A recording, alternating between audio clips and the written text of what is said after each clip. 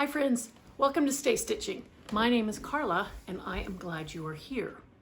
Today is the fourth installment of the great module Sewalong. We're sharing our fourth pattern, which happens to be our first bottom. So welcome, welcome. If you are not familiar with the challenge, we are sewing a module which is made up of 3 tops, 2 bottoms, and a topper.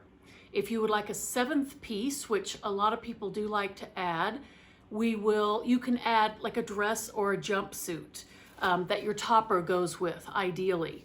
So let's get on with it. Now, my original plan was that I was going to do the Colette Celine, which is a beautiful skirt. And I am going to sew this, but I decided that doing my first lined garment during the sew-along might not have been the best idea because I need fun and easy sews that I know that I can get through without any stress and be able to film a video and have the video ready to go up on Tuesday. So I have set this pattern aside. I will make it. Colette is one of my very favorite pattern companies of all time. I've loved them since I first began sewing, and I definitely want to give this pattern a try. But I switched it out for a pencil skirt that I've already made.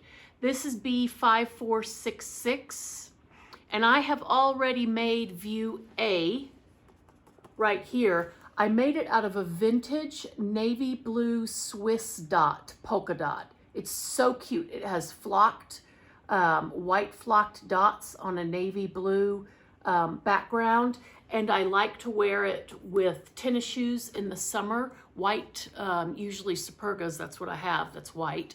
And it's just, I really like it. So this time I made view E, which is this one here. It has the 2 darts in the back, and it has no darts, 2 darts in the front, and it has no darts. I don't know what this is all over this. Looks like I've been eating cookies or something, which I haven't. I haven't had sweets of any kind since the middle of December. So, okay, I made view E.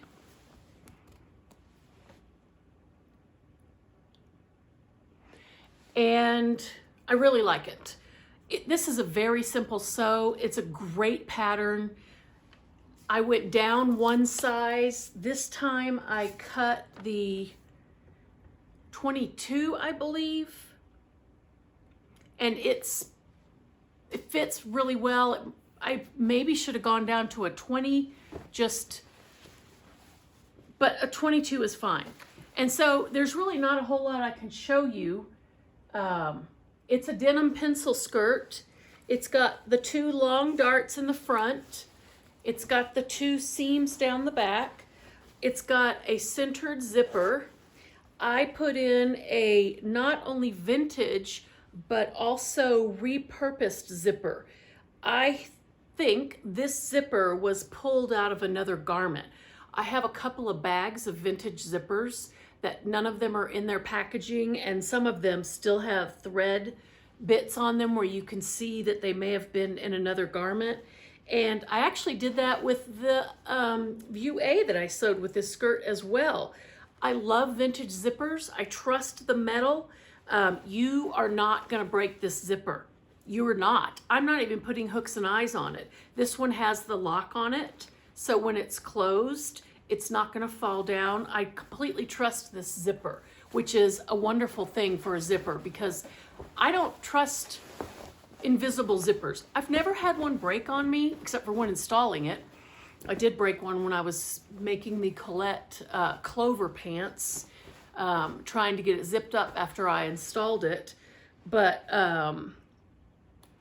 I trust these zippers. And one of these days I'm gonna make an exposed zipper because look at those beautiful metal teeth. Aren't they gorgeous? This is the inside, so that's not the piece that would be showing. The skirt is nearly perfect. it doesn't meet the waist in the back.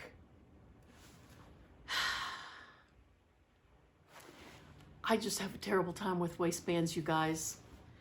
But overall, I'm satisfied with this waistband. I'm satisfied with the way everything looks. All of the edges are finished with my serger. The darts are both sewn down, going the correct direction. I didn't flop over any of the seams anywhere when I was crossing it with another seam. I used vintage rayon seam tape to hem it, which I love. I used Coats & Clark denim top stitching thread for the hem. And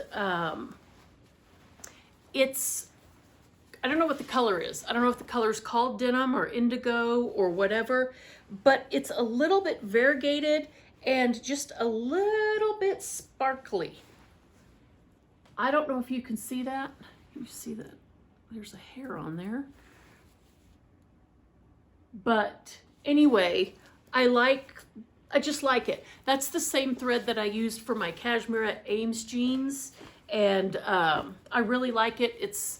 It's noticeable but subtle, and I wanted to use that instead of the traditional gold thread for my Ames jeans because I didn't know how good my top stitching was gonna be. This nail's really broken. And so I thought this was pretty, but a little bit more subtle. One more thing.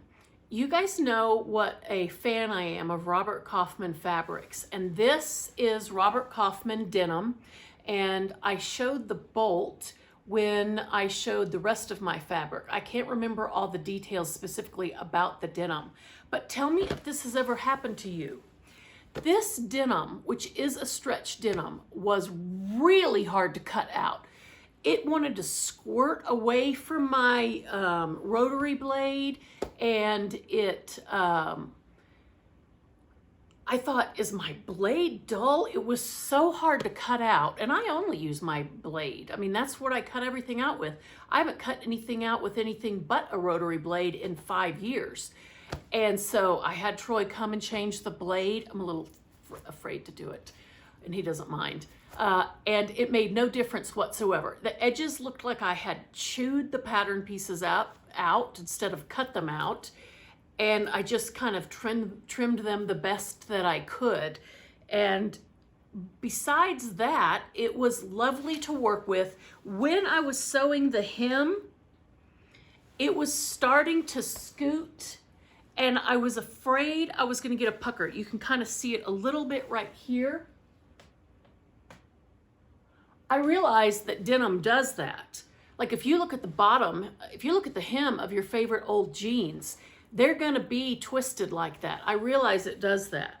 But about 95% of those ripples, maybe 90% of the ripples were ironed right out. And they don't bother me. But I was wondering why that was happening. And I kind of wanted to ask you guys, because I know a lot of you are much more experienced than I am, if I had loosened the presser foot tension, would that help? I should have tried a walking foot. A walking foot would be the thing, right? Let me know in the comments below how you handle that when you've got, when your hem wants to scoot along in front of what you're sewing. I think that could also happen. I'm really good, knock on wood, at setting in sleeves now. It's just easy for me. But this hem I was worried, and I'm pleased with the way it turned out, but I would like your opinion. Okay, that's all I have to say about this Butterick 5466. I don't know if it's still a going concern, but I recommend it. If you can pick it up for $1 or $2 somewhere, this is a great pencil skirt pattern. All right, I'm gonna go put the skirt on and do a quick model. Here's Butterick 5466. 5466. I really like it. It's just a really great pencil skirt. I did a very narrow hem on it because I wanted the length. I don't really like showing off my legs very much. Today, and at school, I might wear tights with it unless it was starting to warm up like it is today. You can wear boots without your tights, you know, during the spring, and it's cooler to not have the tights on. So I'm wearing just a Lands' End top. It's a woman's top, so it, you know, it's nicely fitted. It's not ironed for school. I would iron it, but if I was doing anything for personal stuff like with Troy or going out with girlfriends, I would not iron it. I really like natural fibers, and I really like 100% cotton shirt in its natural state. I like to be a little bit rumpled. It's just part of who I am. Like my hair's crazy, and I like wrinkled things. Now, when I went and put this on upstairs, I was a little bit disappointed. This is a thrifted belt. Isn't it cute? Because I should have gone down another size.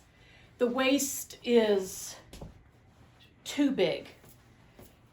And so at this point, I will continue to wear it with that belt. And with this being stretch denim, even though it fits through here, I think if I had gone down to a size 20, I would have a better fit up here. And then, I don't know, it might have been too tight down here. But anyway, 2020 is my year for figuring out fit. I did try this on. I even tried it on after I had the waistband in, but before I had ironed it, graded it, trimmed it, graded it, and all of that. And somehow I missed, even though I zipped it up, I missed that it was this much too big. But it's still a wearable garment. I'll do the same thing that I do with the Fig and Needle Cressida skirt. And I thought it looked cute with that belt on. And I can put whatever matching belt and wear it all through the summer, except for during the hottest times. So thank you for joining me.